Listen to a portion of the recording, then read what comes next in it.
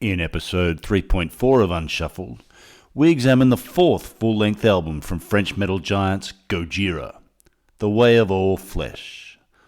Buy it, listen to it, then join us as we break it down track by track. But first, of course, here's Seven Planets.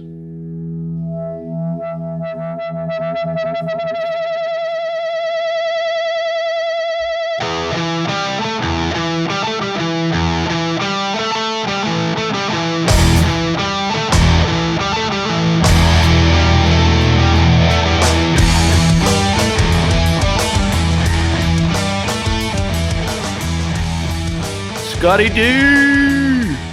Matt, how is it going, good sir? Ah, wonderful. How are you going? I'm good. Good. All is well. I think I have found the most 2020 news headline. I saw it today. No, actually, it's dated November 26th, so it's 2 days ago from when we're recording this. The most 2020 news headline. Are you ready for it? I'm ready for it. Let's hear it. Cold minks with COVID-19 mutation rise from their graves in Denmark. I saw this. Nobody believes me. I saw the same article. I was sharing it with somebody, and nobody believes me that this thing is happening. It came out. Zombie minks. I read it on the same day that monolith appeared in Utah. We've got alien What's going on? and zombie. I'm telling you, it's What we need is the soundtrack for this apocalypse, and we've got it. The Way of All Flesh. Yeah, we do indeed. Gojira, it's the perfect music for these times, I think. It is. Yeah. You good? Yeah, no, I'm good. It's been a long time. There's been a lot of roads been traveled since our last podcast. Yeah, well, you know the old saying, it's all fun and games until a family member tests positive for COVID. Oh, well, so do it. Let's hear it. So my son came home from school with a little sniffle. We all got it. Thought nothing of it really, some mild symptoms. My wife said, we better get tested. She got a test, came back positive. So she had COVID-19. Thankfully, a very mild sort of flu-y version. I think I had it too because I had some even milder symptoms, but wasn't able to get a test because of the health system here is just swamped. I mean, they're getting 40,000 cases a day, or they were a week or two ago. And, obviously a lot of stresses came with that. Mainly, have we given it to anyone else? But thankfully, it seems we've avoided that. And, we've recovered. We recovered very quickly, and we feel very lucky to have had it and to have escaped so lightly. It's scary, isn't it? It's this thing that seems to go from 0 to 60 from one person to the other. Yeah, and there's just no way of knowing. I guess, if you already have some problems, then it can exacerbate those.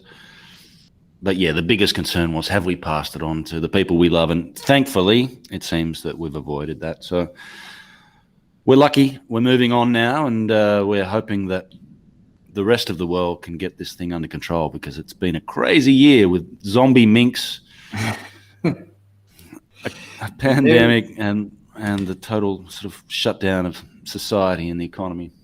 Do you remember in March, there was a brief moment, and I'll go back and I'll find the article and I'll link it to the show notes.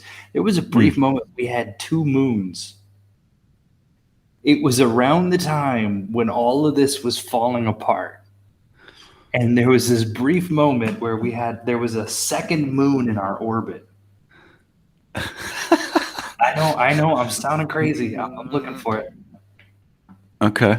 Did it send a laser beam down or something, the second moon? There were no laser beams. To the monolith in Utah. You started this with the zombie minks. It's been a crazy year, and thankfully we've had some great music to listen to. We are Unshuffled, listeners. Thanks for joining us. Apologies for the delay. It's obviously there's been a few things going on. We are trying to bring back the album. We're doing our best. We are going through band by band, album by album. So we're choosing a band that we know we should have listened to by now. We're two music fans, particularly heavy music. We know there's a whole heap of bands we should have listened to, but we haven't got there yet. We're doing it through this podcast. Our current band is Gojira. French sort of technical death metal band. We're about half or a little over halfway through their catalogue now. And today's album that we'll be discussing is the very literarily, what's the adverb there? Literarily titled The Way of All Flesh. Now, you're an English teacher.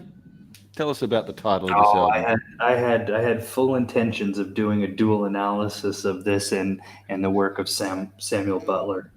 I can tell you that the Way of All Flesh, I haven't read it.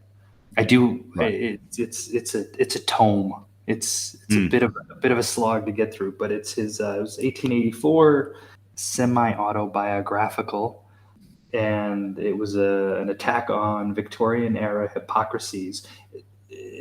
As far as whether or not it has anything to do with this album, I couldn't find a link. I don't think so. I don't see any link between this and the novel. Not that I've read the novel either, but I think it's more referring to the fact that every living thing dies, and this album seems to be an exploration of death. Agreed? Agreed. And I think the title, The Way of All Flesh, was taken from a biblical passage. And I mean, right. I don't think Butler came up with that phrasing. I think that goes back before then. Just to quickly redeem myself, it was the mini moon was called CD3. It was a little asteroid that was just floating around in the orbit for a while and then took off. So anyway. Okay. All right. And they just dumped their virus on us and planted a little monolith. And it was the timing. Off they went. The timing was pretty uncanny, but yeah, I don't think the two are connected. Okay. All right. So thanks for joining us, listeners. Way of All Flesh. We might as well dive straight into it. Shall we get into it? Let's do it.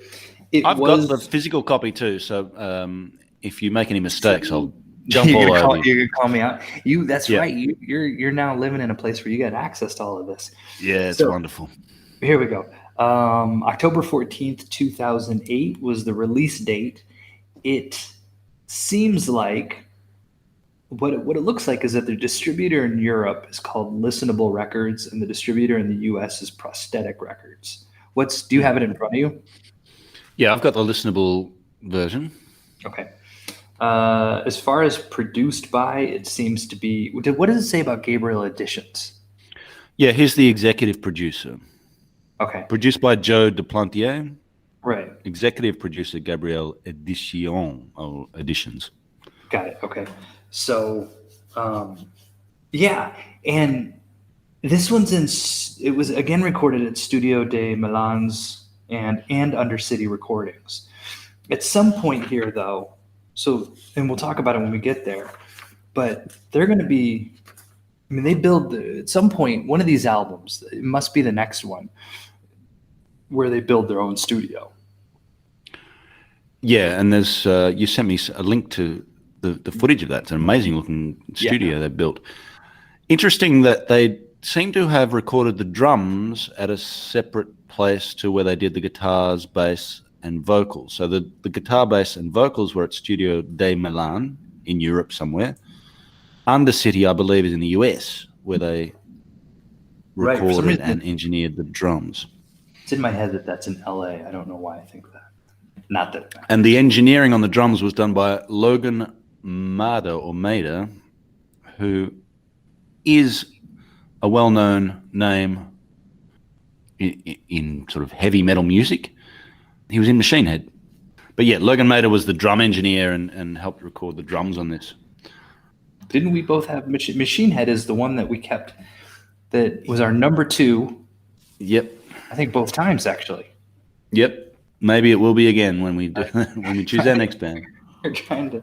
This is their way of trying to get in. They wanna hear what we have to say about them a bit. Mm-hmm. So, all right. The lineup. Anything else? Yeah, lineup hasn't changed. So they're very consistent with their lineup. I don't think they change at all throughout their I don't career. think so. They're obviously a very stable band. They don't have the personality problems, and they're all pretty sort of tight, it seems. We do get some Randy Blythe in here, Lamb of God vocalist. But he's just on the one track. Yeah, we'll get to him. All right, let's jump into the songs. Well, we've got to look at the cover first. So it's another Joe Duplantier cover. Color-wise, it's the darkest of their... Oh, no, Terra Incognita. The first one was very dark, wasn't it? It's a very dark cover, though. I mean, it's a lot of greys and sort of indigo with a picture of a human being, almost like an X-ray, but you can see the bones and the sort of digestive system and the heart. So it's sort of stylized version of the inside of a human being with some flames coming out from around the top of this person's head. So the flames around the head remind me of kind of the branches of the trees on the other one. I think this is my favorite cover so far. Certainly prefer it to that Douglas Adams Flying Whale. This is it's a nice cover, I think. I like this one. This and the Link. I like the Link as well, but I think this is my favorite. I like the sort of dark colors. It's a nice piece of art. Inside, and you don't have it, but I have the CD cover here, there's the photographs of Joe's sister, Gabrielle, again. So her photos are featured throughout the booklet, the CD booklet, which is obviously a very good photographer, as well as the full lyrics of the album. Nice cover. And the CD itself, I don't know if you can see it, it has the Ouroboros, the picture of the snake eating its own tail on the CD. So as it spins around, the snake kind of eats its own tail again and again and again. I don't know if it's on the LP, on the vinyl as well, but it's a nice thing to have on that spinning disc. Yeah, I'm looking at the vinyl right now. There is a version of the vinyl with it on there. Yeah, cool, huh? That'd be a nice one to have, just to watch that eating itself.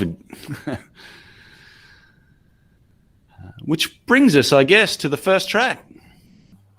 Ouroboros. I felt like this track, can I jump in? I'm going to jump in. Yep. I felt like this track sort of, in a way, it kind of picked up where Mars to Sirius left off. The last track on Mars to Sirius, remember when Global Warming, which the rave reviews, and there was sort of that two-hand tapping style. And I guess I haven't, maybe I should have gone back to listen to the Mars to Sirius before I made this statement, but I don't remember that really until Global Warming, them really using that two-hand but I hear it quite a bit through this album, and the fact that it starts here. Yeah. And so I felt like, in a way, it was almost like a continuation from what logically could have been the next song after Global Warming. Yeah. It's interesting that they did start with that, and it's a good point that it links to the previous song.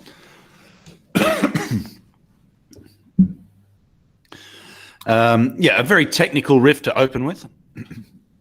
The thing that jumped out at me from the start was the new production values that are on display right from the start. So in their interview, they describe it as a cleaner, deeper sound. And it's very much on display right from the start. Very clean playing on the guitar, but when they get heavy, it's a really deep crunch in those heavy riffs, which is great.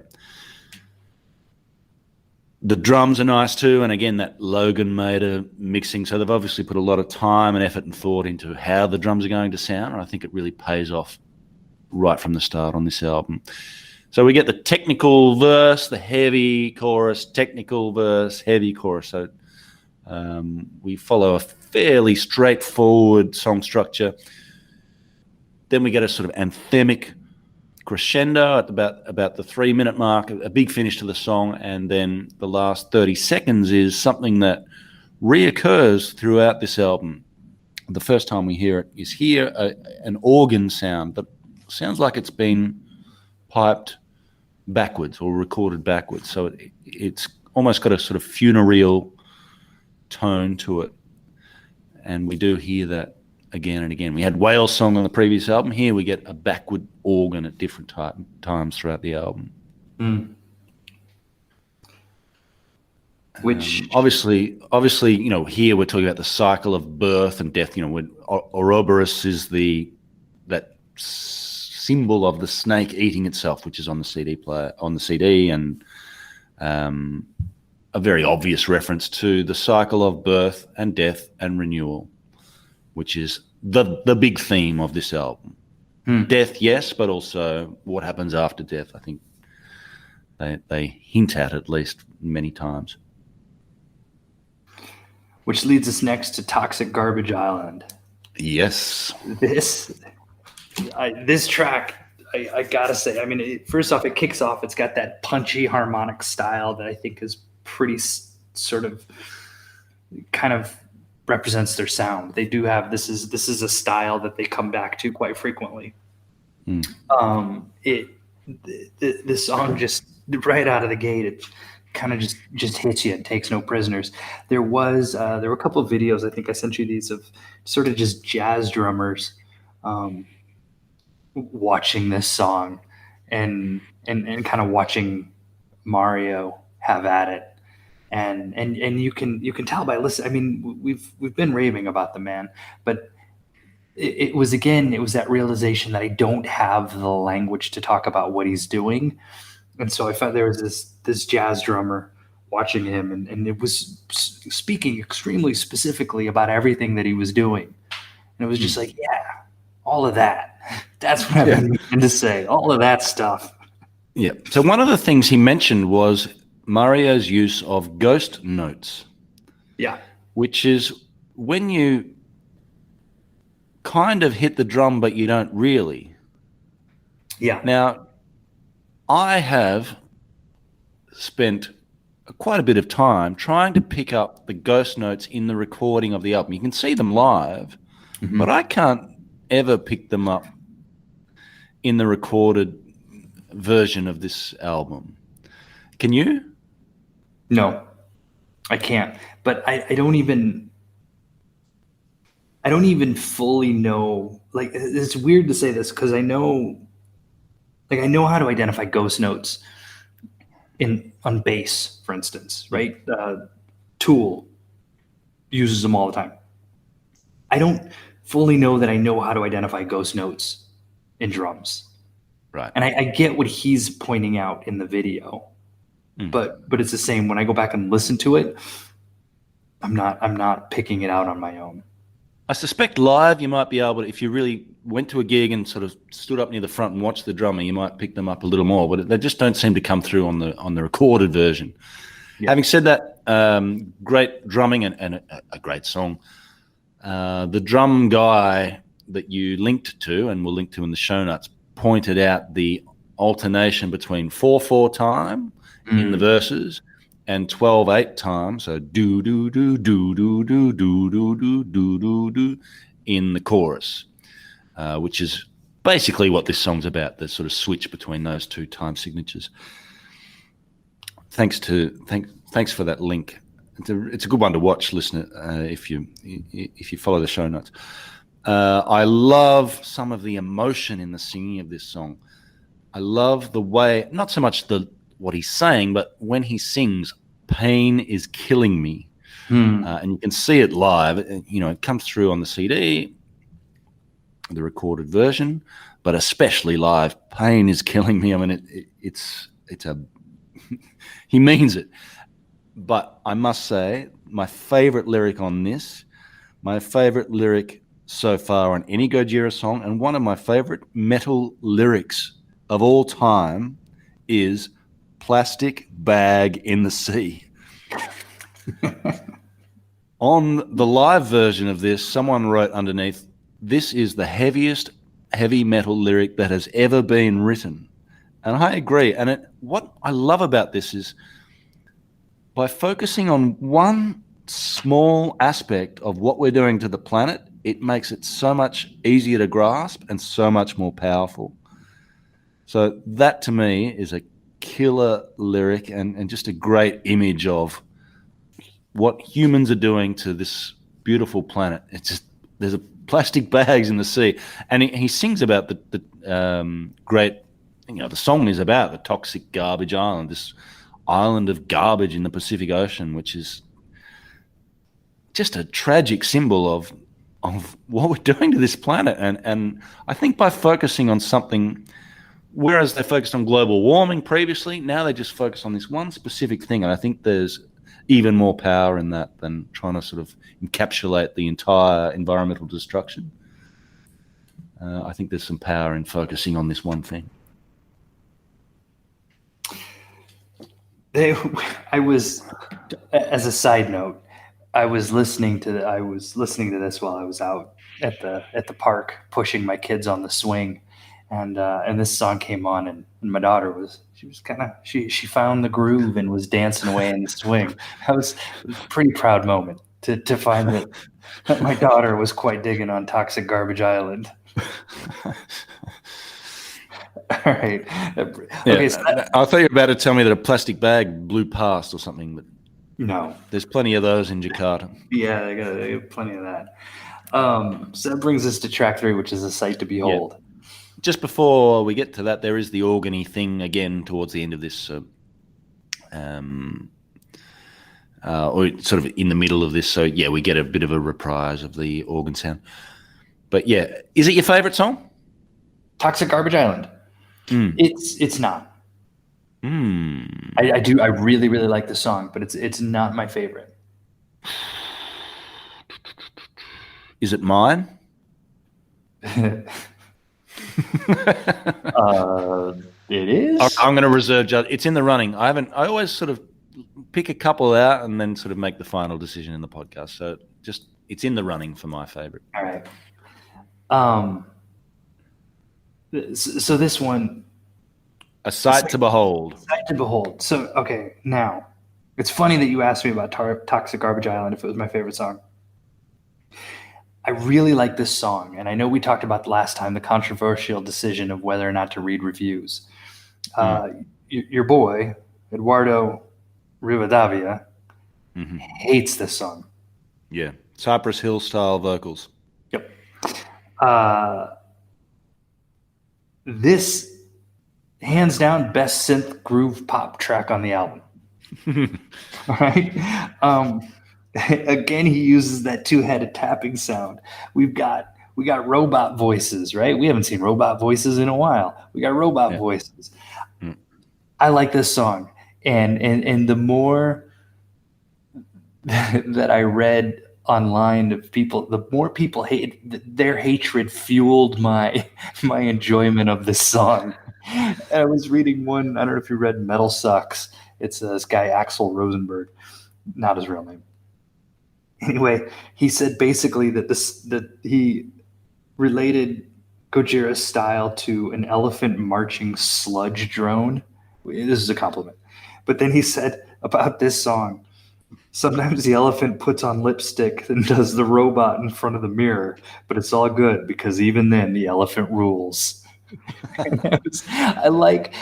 really, and I think what I like about this song is I like when Gojira, I think they do have sort of their kind of their fallback. They do have, I don't want to say they're music formulaic, but they have a formula that they get comfortable when they fall into.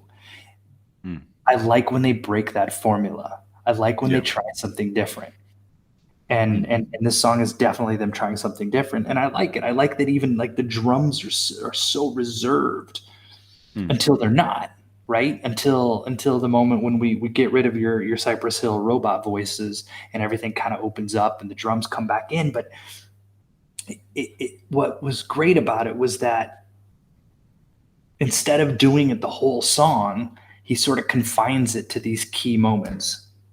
Anyway, I'm all in on this song. This song's not my favorite either, by the way, but I'm all in on this song. Yeah. I mean, again, the nice thing about doing this the way we're doing it is that we get a historical context from the band. And we know that this is not the first time they've dabbled in this kind of thing. On their first album, they had Satan is a Lawyer, which again was a bit of a maligned song, but one that we both liked from memory when we reviewed that album and discussed it. I really like this song too. It's a sign of confidence, I think, from the band that they're willing to go back and do this again. So they've just released what has been wildly critically acclaimed, the Mars to Sirius album, and now they're saying, you know, we tried this a few albums ago, let's have another go and see if we can do an even better version. So yeah, I love it. I love that. It's not dub. What sort of beat is that? I don't know, the sort of rappy beat throughout. I love hearing Mario play a sort of laid back rap beat. It's so cool. It's still a heavy song too. I mean, Mario's still working in the heavy parts. The 3-minute mark to the 4-minute mark is heavy stuff, and the fact that it was preceded by this rap it sort of helps accentuate the heaviness, I think. I think it's a great song. My only complaint was the final lyric, which is supposed to be, I suppose, the sort of the whole point of the song. Try not to get it anymore. It didn't really sit. That just last line didn't. He repeats that again and again. Try not to get it anymore. I thought that could have been a little bit more powerful, that final line of the song. But enjoyed the song overall. And yeah, I think I agree. The more it was criticised, the more I found myself trying to give it a chance. The one thing about the lyrics is it's track 3 and it calls back to the first 2 tracks, right? Like, I mean, the beginning is talking about just this is what we've made of our world. We throw everything away. Yeah. Going back to the Toxic Garbage Island. But then there's a line in here where, here it is, verse 3, the giant snake is coming down to eat our heads.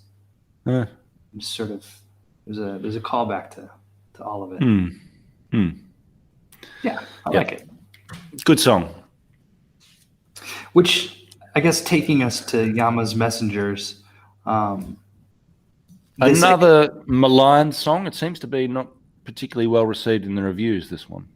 Yeah, no. And it's an okay song. I don't mind it. I know that when I'm listening to this album, sometimes this will be the song I'll pop over. This is, I think this song kind of falls a little bit more into sort of that, for lack of a better word, that formula that I find that they've kind of gotten comfortable with. It's a slower song than their usual stuff. It is interspersed with some faster sections, of course, but generally, I think sounds like a walk. Yeah.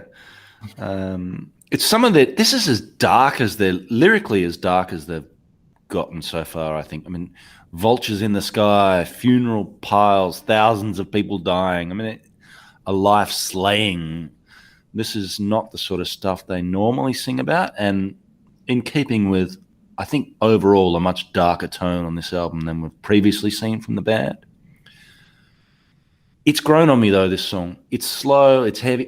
The stomping riff, I found the first few listens I was kind of waiting for them to bust out, but it never, that slowness continued throughout the song. But once I realized what the song was about, I kind of accepted it, and it has grown on me. So if you don't like this song, my recommendation would be give it a few more listens and see if it grows on you, and just accept it for what it is, a good, slow, dark stomper that I think is worth its place on the album. I initially thought perhaps this was a weak song that maybe could have been cut, but it has grown on me.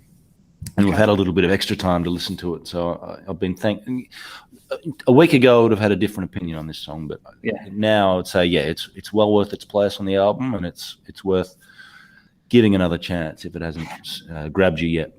See, now with that said, I think I'm finding that, at least for the last, I don't know if I'm going to go back when all is said and done, if I'll go back much to Terra Incognita, to be quite honest with you. But anything from the Link onward so far, I could definitely see going back to with some, regularity. But the whole point is that this Gojira is one of those bands that if I lock into a song on the first listen, my second or third listen, I might be locking into a different song. And it is one of those bands that just with multiple spins and multiple listens, it's just all of a sudden you're hearing new things and you're seeing new things. It's just there's so many facets and layers to these songs that Gojira definitely rewards you for taking time. Yep. Which is what we've had and what we've got. This podcast is all about just slowing down, listening again, and it's been. I agree. It's been a particularly rewarding band to do that with. Let's move on to the instrumental Silver Chord. So I like the riff. I like the mood that it sets. I like where it's situated in the album. I like sort of what it does here. It kind of just a breath before you dive back in again. I don't know what the silver chord. Here it is. It's a concept in metaphysics in which a person's soul is connected to their physical body by an umbilical-esque linkage. I knew it had to be something. And then it is like, as I think we mentioned earlier, he'll go on and the studio that whatever albums are going to get recorded in there, that he'll call the studio the silver chord. Yeah, as they're, they've got a history already of instrumentals. This, I think, you're right. It serves its purpose. It's well placed on the album. It's also got It's easy to say, oh yeah, that's nice. Let's get to the next song. But again, this is something that after I've listened to a few times, I've grown to appreciate more. There is some nice drumming in this, for example. And yeah, it's that slow, simple, haunting guitar work, but there's a little bit more to this instrumental than perhaps some of their previous ones. And it's nice. I like it. And this brings us to All the Tears, track 6. Yeah. So there's a video for this. There is. We've got robot octopus submarines and giant birds' nests on legs with an egg in. Monty Python episode. This is So it was this song where I noticed the bass right on the first listen. So it was on the first listen. All of a sudden, I noticed the bass, and it was just like, oh man, that the bass sounds amazing. Yeah, just what he's doing, but the sound and what he's playing. And so I went back and kind of listened, and I think the bass is buried a little bit more in some of the, not in Ouroboros. It comes through in that one. It feels like it's buried. He might just be doing note for note what's being done in Toxic Garbage Island, but this one, it really, really comes through. And I do like the sound, and I feel like the bass really, really adds to this song. Yeah, I agree with you. This was the first time the bass really stood out to me too, and I made the first time it appears in my notes. The bass is working hard throughout this song. I saw on one of the YouTube clips that someone had made a note that they'd never seen a happier musician than the bass player in Gojira. He's always got a smile on his face, that guy, and as you would, I suppose, just playing with such great musicians, and what a life that bass player's got. He doesn't have to do what Mario does every night.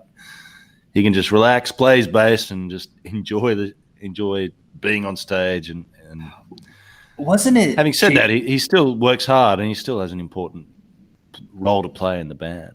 Wasn't it Jason Newsted who says about like his time with Metallica that he was the fan with the best seat in the house? Yeah, was sort of how he described it, and you kind of maybe get a little bit of the same sense with the bass player. Yeah, I was having a chat with a friend. This is an aside, listener, but I actually think Newsted. We both agree that Newsted, while he was there, was the most important member of Metallica, even though they would just railroad him. he was the kind of heavy metal guy. He had the cool look. You know, he was banging his head on stage. He made them a heavy metal band when they were trying to be something else. Just an underrated bass player as well, obviously. Underrated by the band. But something about his image that they've lost, I think, since I don't think they're the same band since he left. No. Arguably. I agree. With that said, Robert Trujillo is a monster bass player. But his style, I like him when he's allowed to go. He's funky. Let him be funky. It's hard to be funky in Metallica. Very hard. Very hard to be funky. I wonder how James Brown would have gone in Metallica. Yeah. So that takes us to track 7, Adoration for None. Have we finished with all the tiers? Technical middle section, thrashy drum beat. Oh yeah, and then there's the riff throughout is. You look like you had more to say.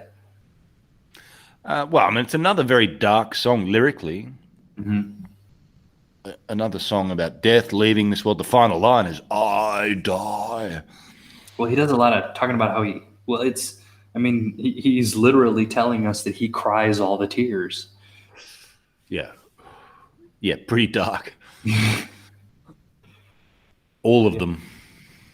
There's not a tear left to be cried because Joe's cornered the market on tears. On tears. Did you like the song? I did. Yep. I do. Yeah, it's a good song. It's not one that stood out to me. It's probably in the sort of bottom half. My favorite. Had the bass not come the way it was, it probably would have ranked lower. Like had the bass not come through in the sound. Yeah, it's quite a short song, only 3 minutes 40. So one of their shorter songs. Yeah. So do you have your CD handy? I do. Yeah. Is Adoration for None, the way that I have it, is it's all capitalized. Is it for you as well or no? Let me have a look. No, I mean, they're all written in lower caps on the CD. Okay. Just in sort of handwriting. The only capital, arguably, is the Y on Yama's Messengers. But no, it's not in caps, no. Okay. All right. So We got some Randy Blythe here. we do. Hey, he's from Virginia, isn't he? I think he is. And I think our one listener's from Virginia. I'm just saying, is it possible? Yeah, maybe it's Randy. Randy Blythe. Hi, Randy. Is our listener. Well, we better say nice things about him. Well, we'll say nice things. It's not really. I thought maybe he would sing the whole song, but it's more of a duet. Yeah, it is. I do like his singing style. I like Randy Blythe's singing style. I didn't hear it so much in this album, but if you listen to some Lamb of God, there's got a bit of a drawl. He's got a bit of a drawl to his metal, and like I said, I don't really hear it on this song, but I do like his style. I think he's a nice addition. Interestingly, he is the first person on the album to sing the line "The Way of All Flesh." I think he might actually. I don't think it gets sung again. So the title of the album is. He sings that, and I don't think anyone. There's a song called "The Way of All Flesh," but I don't think lyrically it appears again. No, I didn't catch that. A little bit of trivia for your next trivia night. Yeah. Well, it's a heavy song. It is a heavy song. We get those squeaks. It's quite a technical, heavy song, but there is a big riff that I guess you might call it a breakdown. When they sing Adoration for None, it breaks out into this huge riff, which is quite cathartic. And that riff returns again later on. It finishes with a slower section and fades out. Overall, I thought there were some great moments in this song. I enjoyed the guest vocals. Perhaps, I thought there were maybe there were a few too many twists and turns in this song. It didn't quite hang together for me as a complete song, as some of their other songs have on this album. Enjoyed the guest vocals. love some of the riffs, but as a sort of complete piece, it wasn't one that stood out for me. Yeah, I get that. I get that. So I guess that takes us into The Art of Dying. And it's funny that you said that about You had the same feeling about this song? I did, just in the way that there are certain parts of this song that are so good. Yep. And Well, it starts with that throat chanting, the tribal rhythms. Yeah. It reminded me of the link in the first Yes. minute of the song. Yep. And then it's got the sort of those, I don't know, they're playing sticks or logs or whatever's being played there. Yeah. And then that one note syncopated riff. Yep. I love this. The opening minute or two of this song is brilliant. Absolutely. And then I'm a big fan of any one note riff that's done well. And this is done really well. There's bits in the middle too where I didn't mark down time of where I'm talking about, but there are bits in the song too where all of a sudden it's just like, oh my God, this is amazing, this part. And then they're just like little bridges and connections, I guess, where there were moments where it's just like, wait, I feel like this could have been two different songs. But yeah, I guess because it's got that big finale as well. But there is a continuity to it. So I get why it was one song, but it didn't feel like it had to be one song. Yeah. I love the sort of last few minutes, the slower sort of epic finale part. I think I've made a note at the 6 minute mark, so it's a very straight ahead riff, chugging. The bass is really good here again, so there's a bit of a groove to it, thanks to the bass.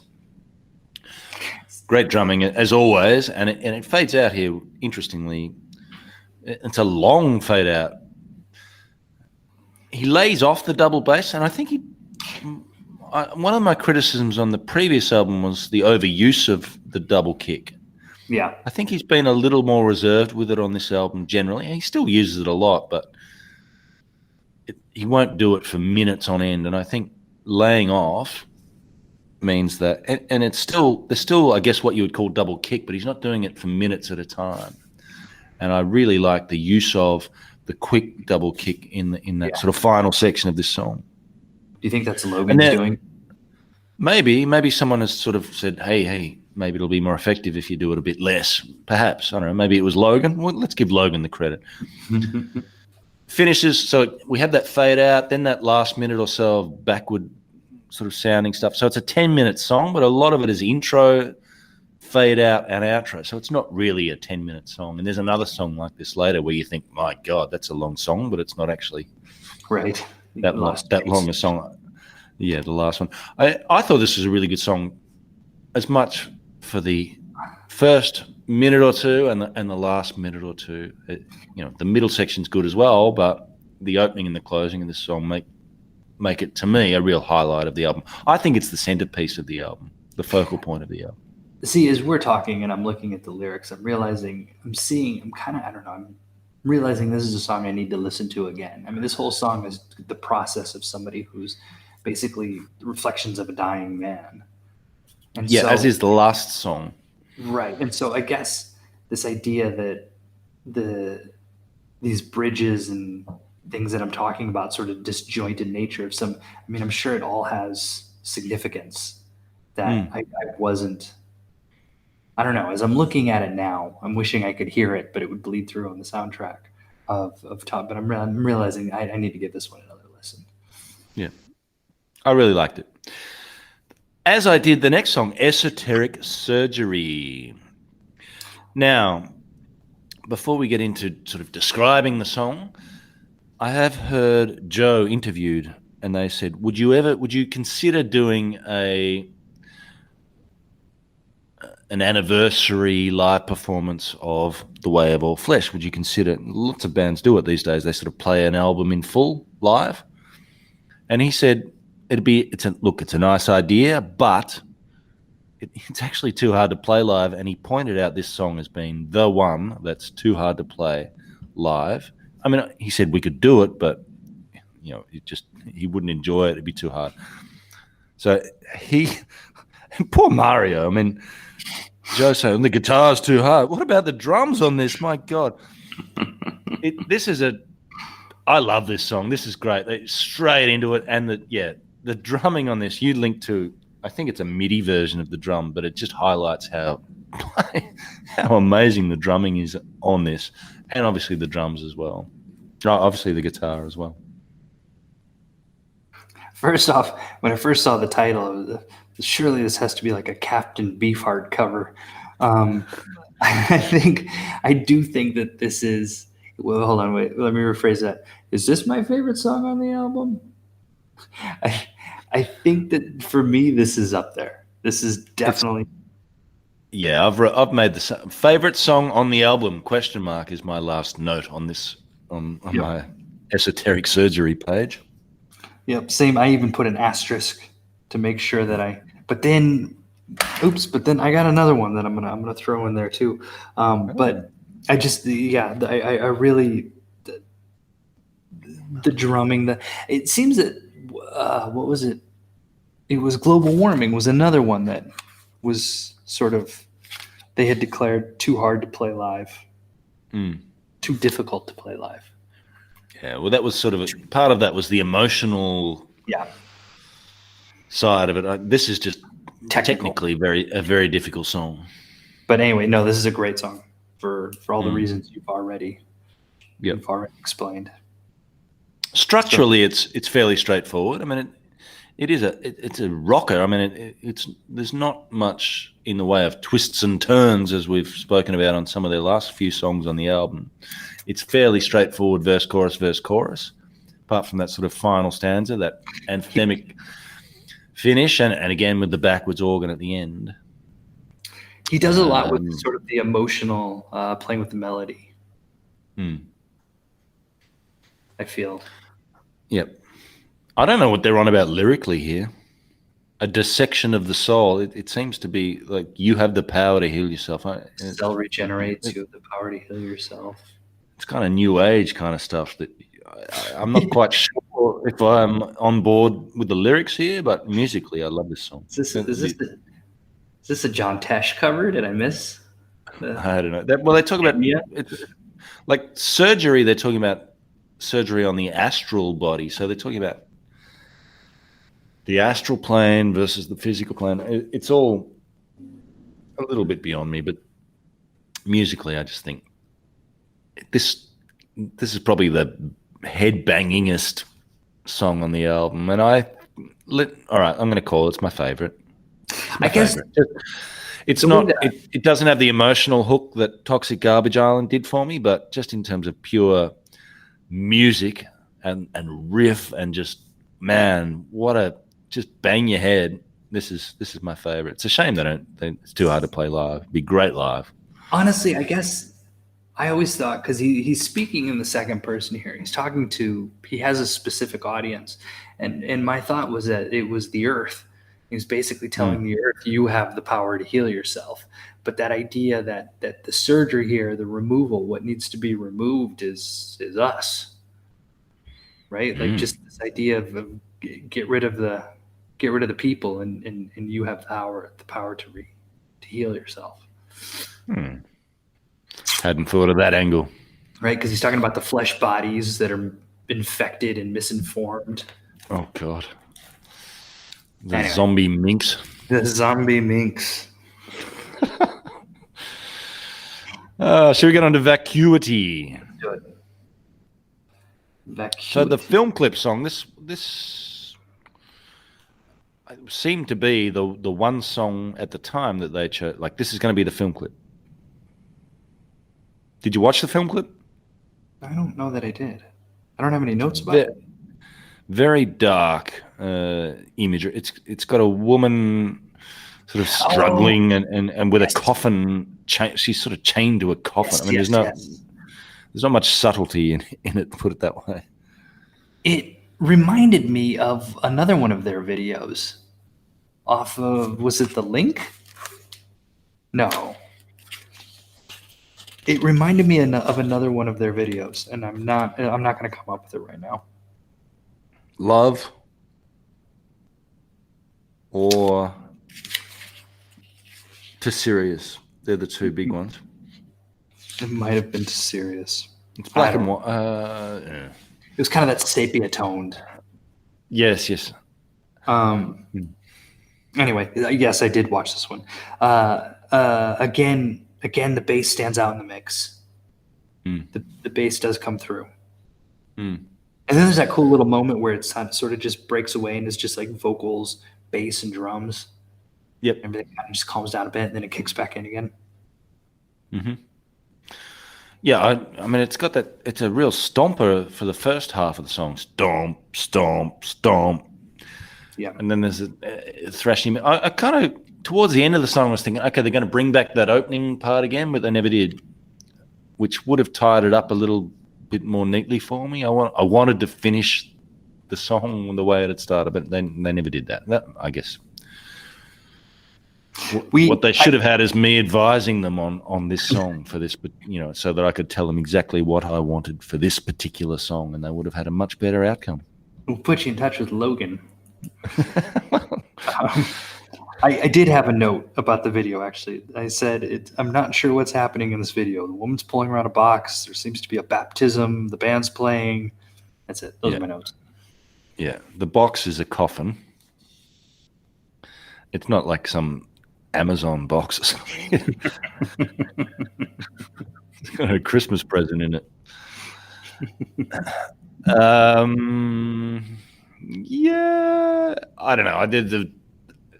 I thought the film clip was a little too obvious in its use of imagery, and I didn't like the song that much. I liked the start of the song, but I just wish they had tied it up a bit. Anyway, minor quibbles. Good song overall. Wolf Down the Earth is the next song. All right, this was the other one where I was like, is this my favorite song? Really? Wolf Down the Earth? I do really like this song. I like the dynamic changes. I just the riff, the whole, I don't know. I like the song. The little backwards guitar again to end it. Okay. I mean, it's very dark lyrically again. I mean, the whole album is very dark. But voracious flames upon the earth, burning all that lives, and winds of doom. I mean, this is dark stuff. It seems to be a polemic against the powerful people who are destroying planet Earth.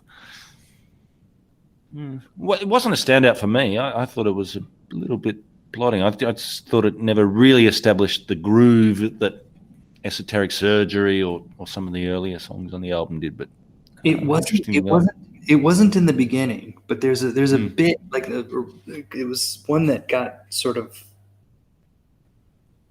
probably like on my fifth or sixth listen. All of a sudden, I jotted it down where I was like, okay, wait a minute. And there's bits that he's doing in the middle. There's bits that we're playing with melody, and it's just like, I really like that.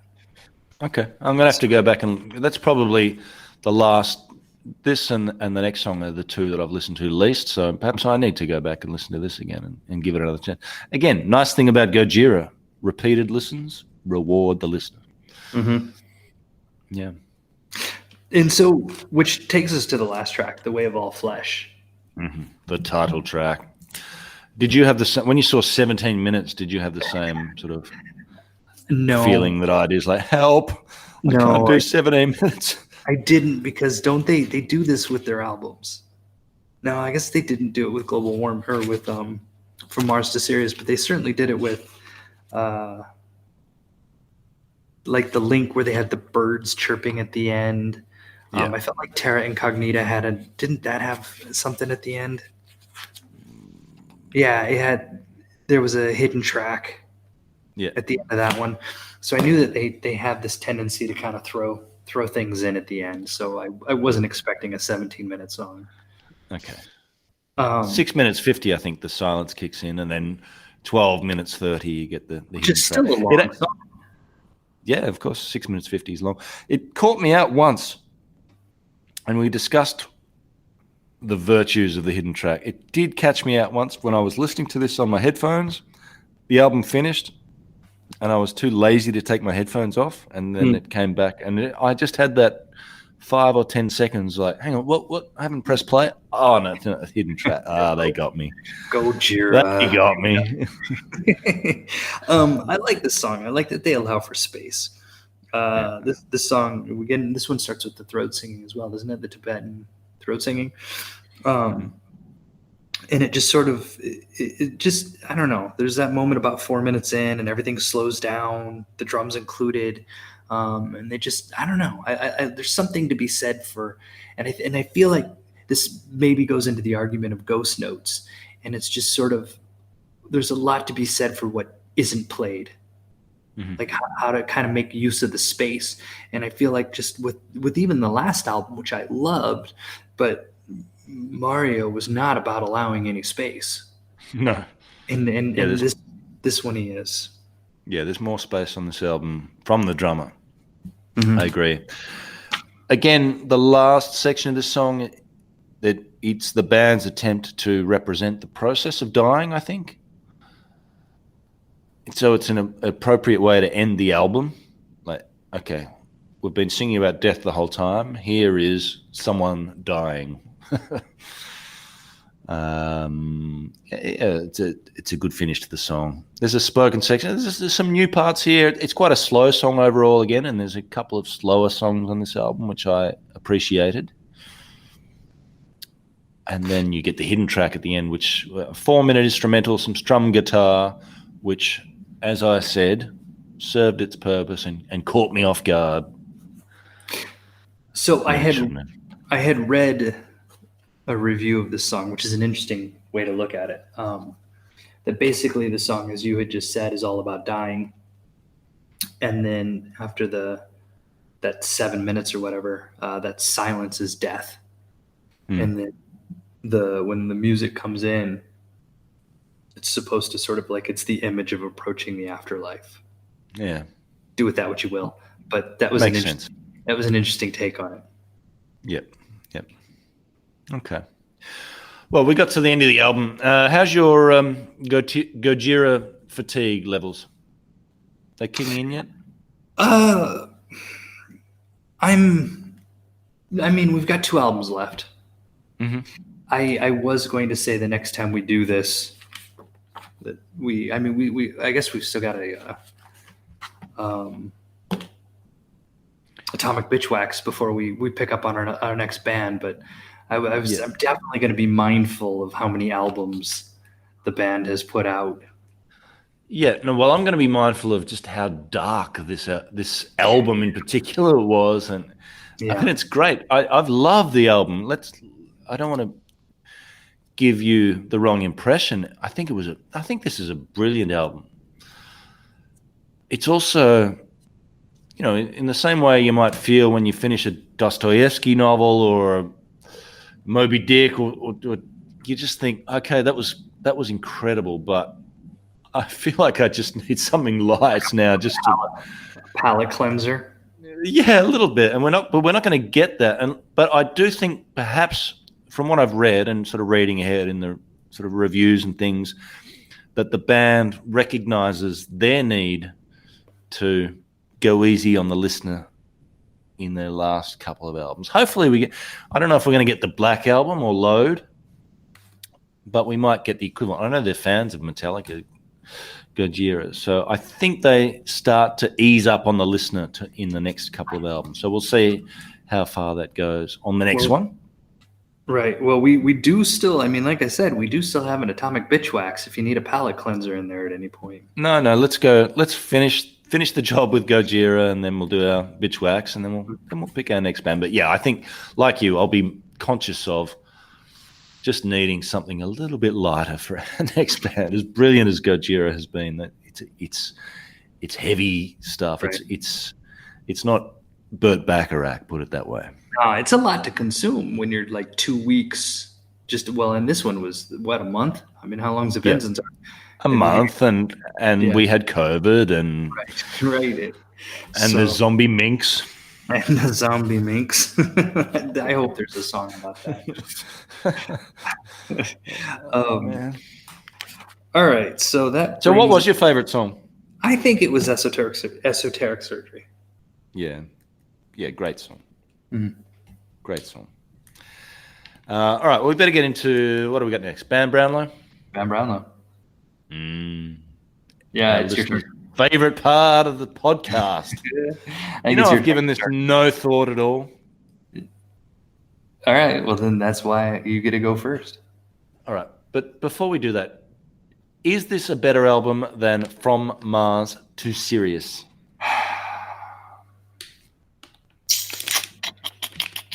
All right. Here are my thoughts. Mm. I think. This is your chance to be a contrarian and say, yes, it's better. Well, But is it? Okay. There's the just sort of the heaviness, and I don't mean heaviness like in the metal. I mean heaviness and sort of the darkness that you were referring to earlier of this album that just sort of kind of is more consuming than From Mars to Sirius. From Mars to Sirius was, I mean, this album literally has 2 songs that are simulating a person dying, right? Yes. And Mars to Sirius, we were just zipping around space looking at whales. And Yep. so the content was easier to swallow. With that said, kind of what we just referred to before, I really, really like and appreciate how much they were willing to play more with space on this album than on Mars to Sirius. Mm. No, I don't think it's a better album, but I do. I appreciate sort of the sonically what's been brought to it. Yep. It's a bit. I like the production on this album better. I think this is the best they've sounded. Mm-hmm, mm-hmm. The 2 or 3 songs that I love off this album, I probably like more than From Mars to Sirius. But yeah, in the end, I find the bleakness of this just a little bit too overwhelming, whereas there is a little bit more hope and uplifting quality from Mars to Sirius that I don't get here. I get to the end of this and I feel like I've been through the ringer, and that's great. There's a lot to be said for it, but I think I prefer From Mars to Sirius too, just for that glimmer of hope that it provides. Mm-hmm, mm-hmm. Yeah, but I mean, it's not far off. Put it that way, and they're both great albums. Yeah, no, I agree. Yeah, and all right, let's hear Mario. I don't think Mario sounded better, so he's going to get Mario gets my 3 votes. I know it's boring, but man, that guy can drum, and I love the fact that he's reined it in just slightly and gone a little bit easier on the double kick on this album. So that's all. That was my only criticism of him on the last album, and the fact that he's addressed that means he's a shoo-in for the 3 votes here. 2 votes, Joe, and 1 vote. I'd love to give the rhythm guitarist a vote here. I don't think he's had one yet. I just don't know. I gave him a vote. Oh, good on you. No, not this time. Way back when. I gave him a vote on Terry. Oh, you did? Okay. I just can never pick him or Joe apart, so I'm going to give the bass player again because there's a few songs where I really like the bass. So that's my 3-2-1, which is pretty boring. Mario, Joe, bass guy. Yeah, I can't. I want to be contrarian, and I can't be. I was kind of hoping you were going to give Jean-Michel the number 2 spot. So because I have the exact same that you do. Fair enough. But yeah, so there it is. Mm-hmm. Va bene. Those Italian lessons did pay off. Yeah. So we've got. What do we got? We've got. What's coming up? The next album is Enfant Sauvage. I love it when you talk French, Scotty D. I do what I can. We've got 4 years. Looks like. Mm-hmm. From The Way of the Flesh to the next album. I think this is the largest gap they've had between albums. Yep. Yeah, I think by this stage they're hitting the mainstream and they're touring a lot. So, yeah, it'd be interesting to see. I believe they're heading towards a more accessible, listener-friendly, go easy on the listener a bit sound, but we'll see how far they go with that on the next album. I suspect they'll get some of the way, but not all of the way. Now, you've heard where they end up, and spoiler alert, but, you know, I think they end up in a somewhat different place to where they were on The Way of All Flesh. So we'll see how far they go along that journey on L'Enfant Sauvage. Yeah, I'm curious to. I don't even know what to predict. I don't think it'll be as dark. I think it'll be lighter, but I don't know what that means. I don't know, lighter in terms of what. I don't know. Is this a concept album about some? I have no idea. I don't know what to expect. Well, we'll find out tonight when we both download it and start to listen to something new. We will. Is it? Here's what I want to know, though. Are we still? I mean, even in this, where we have, The Way of All Flesh, there's the backdrop of like the earth dying and man dying and a lot of death. Yep. And sort of that the earth has been the sort of the central backdrop to every album so far. Yep.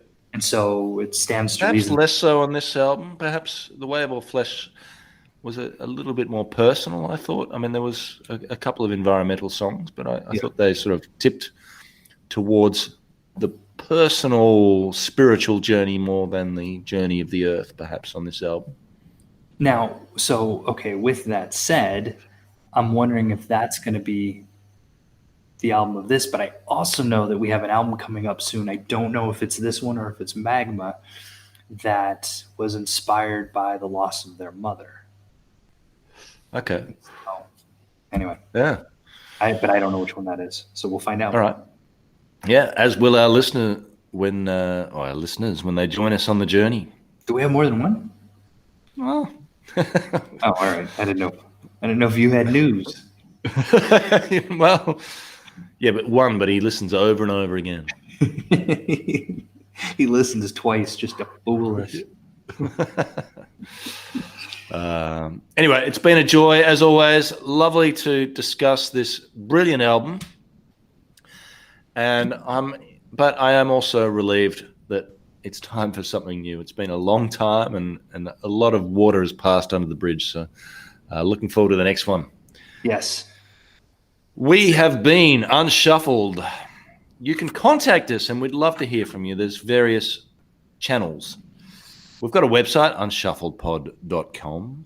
We're on Twitter, @unshuffledpod. And we have a much ignored email address, unshuffledpod@gmail.com, and we'd love to hear from you. Are you joining us on this journey? What year is it? And have zombies taken over the earth following from the mink zombie plague of 2020? So tell us what's going on. And all jokes aside, we hope you're safe. Happy Thanksgiving to our American listeners, and happy Thanksgiving to you, Scott. Hope you enjoyed the Thanksgiving and were able to celebrate your country's big holiday and maybe kill a bird and eat it in celebration. A chicken did lose its life this Thanksgiving season. All right. You ran over it in the driveway? I didn't know. I had nothing to do with the chicken losing its life. I just brought it home from the store. All right. Yeah. Not a lot of turkeys in Jakarta. Not that I could find. No. Yeah. All right. Well, I hope you enjoyed that time with your family, and I hope our listeners did too. I hope you're safe. I hope if you've had COVID that you had a similar mild experience that our family did. Remember that there are many families that are experiencing much more serious consequences of this horrible thing, and there's so many people that are out of work, are out of sync with their normal life. It's a tough time. Heavy metal provides some small solace at times like this. So hopefully you're on the journey with us. If not now, sometime in the future. Scott, thank you. Thank you, Matt. And Heavy Metal Provides, if we need to ever change our podcast name, there it is. It sure does. Small Stone are also great. Be sure to check out their website. Their band, Seven Planets, have provided the intro and outro music for our podcast. The album is Explorer. The track is Vanguard, so well worth checking out and downloading on Bandcamp. Pay them the money. They've earned it. They're a great little band, so check them out too. Yes, thank you, listener. Thank you, Matt. And for God's sake, take care of yourself. Be healthy out Please. there. Safe. Yeah. And let's hope we can enjoy some semblance of a normal family Christmas in the next few weeks. Yeah, here's hoping. Good luck with your shopping and stay safe, everybody. Stick with us for the next album, L'Enfant Sauvage. Cheers. Thank you, everybody.